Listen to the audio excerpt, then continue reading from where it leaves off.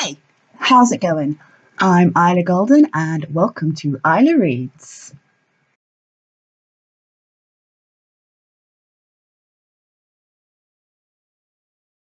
Her chat with Cleo felt strangely cathartic.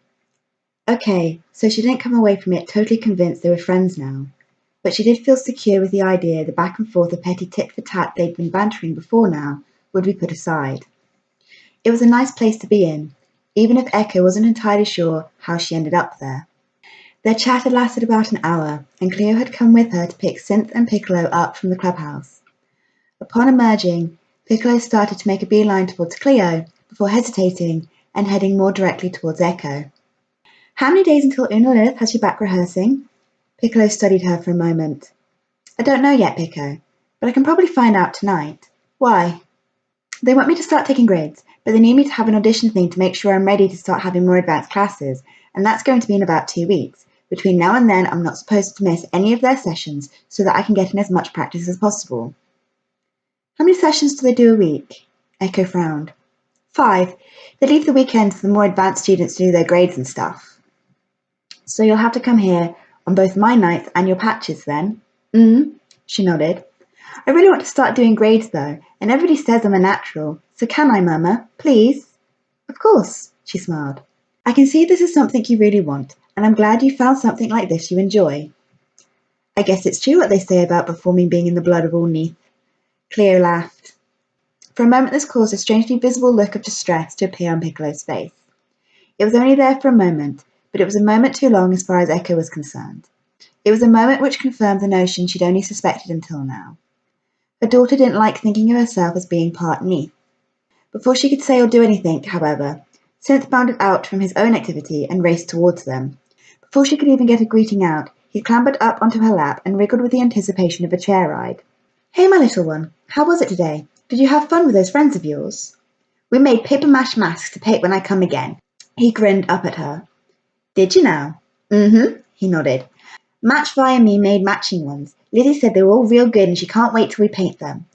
We wanted to paint them now, but Lizzie said they had to dry first or the paint would get messed up. Well, Lizzie was right.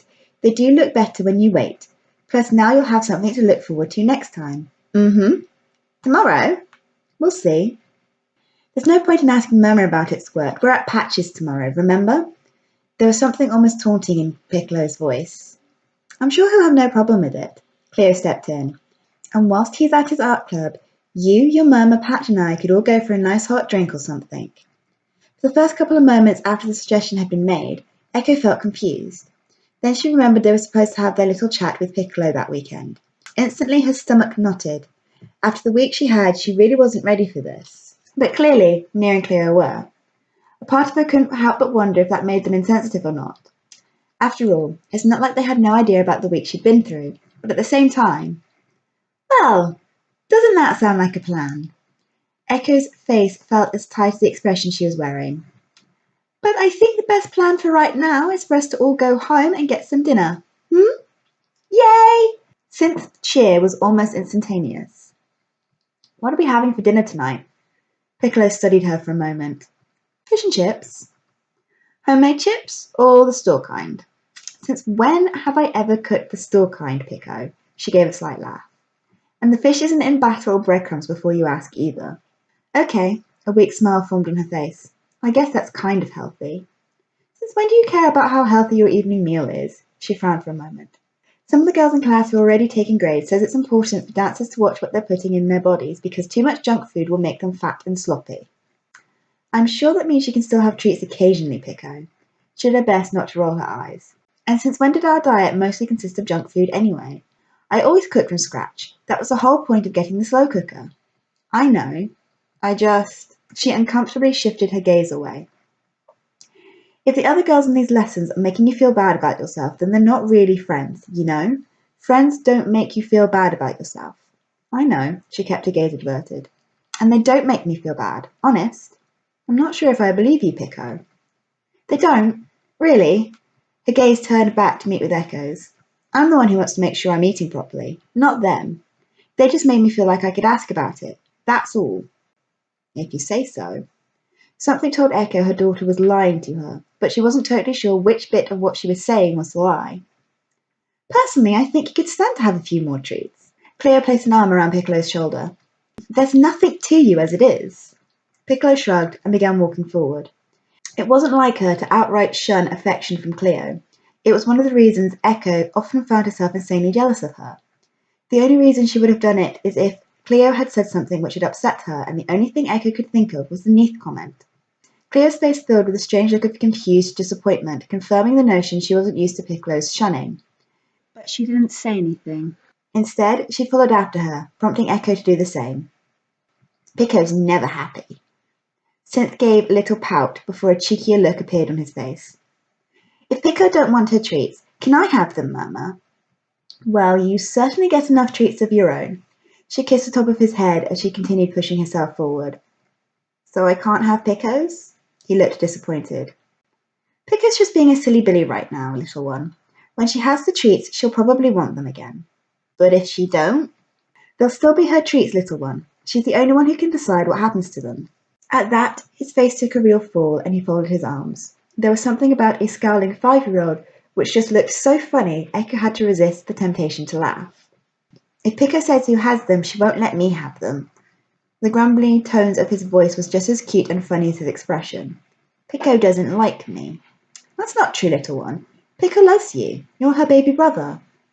But she says I'm stupid and that I should be in a special school and that no one will ever be my friend because I'm stupid and... She doesn't mean any of it, Echo cut him off. Siblings sometimes say mean things to each other because they don't understand each other very well. She loves you deep down. I know she does. I don't say mean things to her, ever, and I never ever understand her. She's just mean.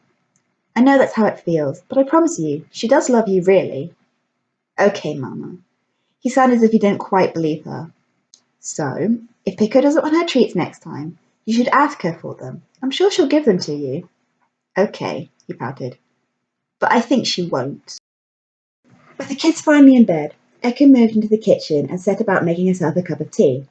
As she listened to the kettle boil, something in her instinctively got out a second cup, and soon she found herself at the kitchen table, with one cup in front of her and another in front of the chair he had been on when she'd first met him. She wasn't exactly sure why she was inviting him in like this. It wasn't as if she totally trusted him, but something compelled her to do it, and it was a hard feeling to ignore. As she sat in silence waiting to see if he would appear or not, she found herself becoming increasingly perturbed by the situation. So much so that when he finally did appear outside the glass of the back doors, she couldn't help but start a little. Placing a hand over her rapidly beating heart, she indicated he should come in. It didn't take much for him to obey this suggestion, taking a seat at the chair she'd set out for him.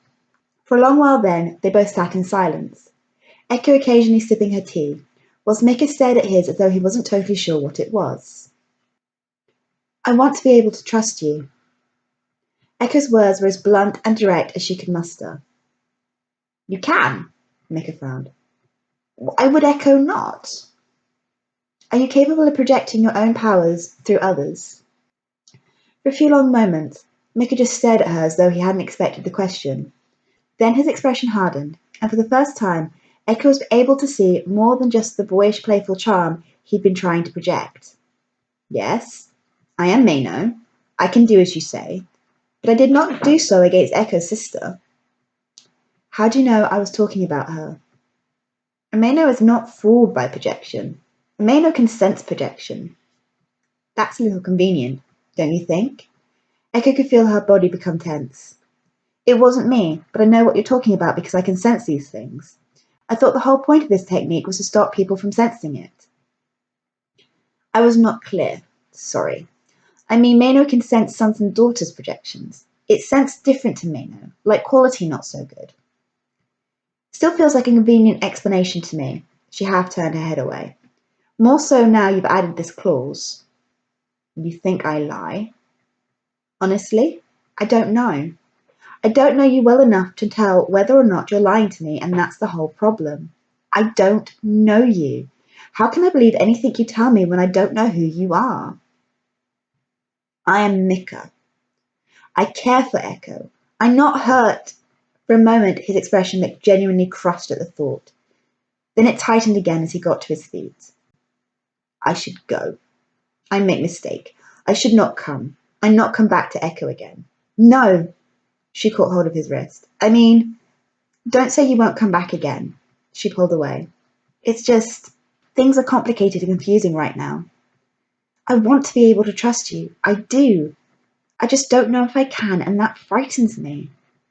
You have to understand this from my point of view, Mika. Please. Don't say you'll never come back. Just give me the time to get this whole mess sorted out, okay? I just don't want to be hurt by you, and if you leave forever now, I think I might be. So don't leave forever, okay? Please? You hurt me. He glanced at her for a moment before focusing his gaze on the door and walking away. I make no promise. It was the same quaint little coffee shop she and Cleo had been in the day before, but with the four of them gathered around one table, it didn't have the same relaxing feeling. A part of Echoe wondered if that had anything to do with the conversation they were about to have, although, if she were being honest with herself, she knew it had everything to do with that. We have some big news for you, Pico. Cleo's face stretched with a huge smile as their cream teas arrived. We found a place. Nia completed the statement for her. There was something about the way they did it which made Echoe feel as though they'd spent hours rehearsing. She didn't know why they would feel the need to rehearse, but her own petty discomfort of the situation wouldn't allow her to see it any other way. Already?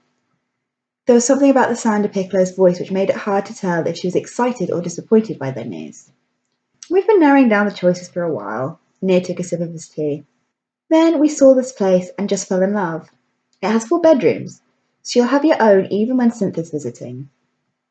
Okay. Piccolo frowned, as though she'd picked up on something in the way Nia had phrased his statement. If she was being honest with herself, Echoe was pretty sure she'd also picked up on something. In her head, she began to form several likely suspicions, all of which grew when she remembered an earlier conversation with Cleo. Something about more than one piece of good news. We also have something else we need to tell you. Cleo's voice was smooth, but strangely careful. And don't for a minute think this will change any of our plans. We want you to come live with us, Pico, if that's what you want. But, well, she glanced towards Nia. We're going to have a baby. He took another sip of his tea as though he was trying to normalize the impact somehow.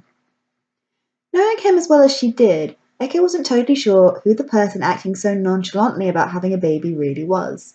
Then she noticed the way his eyes were curiously scanning Piccolo, waiting to gauge her reaction, and the smile twitching at his lips as he lowered his cup. He wanted to be excited about this, but he didn't want his excitement to come at the expense of his daughter's feelings. That's great! Piccolo appeared to force a smile. You don't have to say that if it's not how you really feel. Cleo leant anxiously towards her. We know this will probably come as a shock to you. You're allowed to be upset, you know. No, I'm not upset. She shifted her gaze away. I'm old enough to know a new baby in the house doesn't change how a person feels about their existing children, right? She shrugged. You still feel as though it will. Nia placed a comforting hand on his daughter's arm. Don't worry, Pico. Everything will remain the same. There'll just be a new little brother or sister around. That's all. And since you'll be living with us, you can decide how involved you are with the baby when it's here. Great! Again she appeared to force a smile, although this one looked a little more genuine. Don't worry, the baby won't be here till early next year. Cleo tried to reassure her. So you have plenty of time to get used to the idea, and maybe help us decorate the nursery if you want to. Synth can help with that too, when he's around. We want us all to be a family. Does that include Murmur too? Piccolo's words felt heavily loaded somehow. Yes, it does. Nia jumped in before anyone else could say anything. I know we don't exactly have the most conventional family in the world, but that doesn't mean we're any less of one. If anything, it means we're more of one. How can you be more of a family? Piccolo rolled her eyes. Because you can. Echoe decided it was time she joined in with the conversation. You must have friends at school whose parents have separated and they fight all the time, right? She lowered her gaze. They hate it. So doesn't it make you feel good knowing we're not like that? I don't know how it makes me feel, she shrugged. But I do know all of my friends wish their parents fought less, so maybe it's a good thing. It's not normal. We're not normal, and I'm not sure if that's a good thing. One thing my life has taught me, Pico, is that normality doesn't actually exist. Cleo again attempted to be reassuring.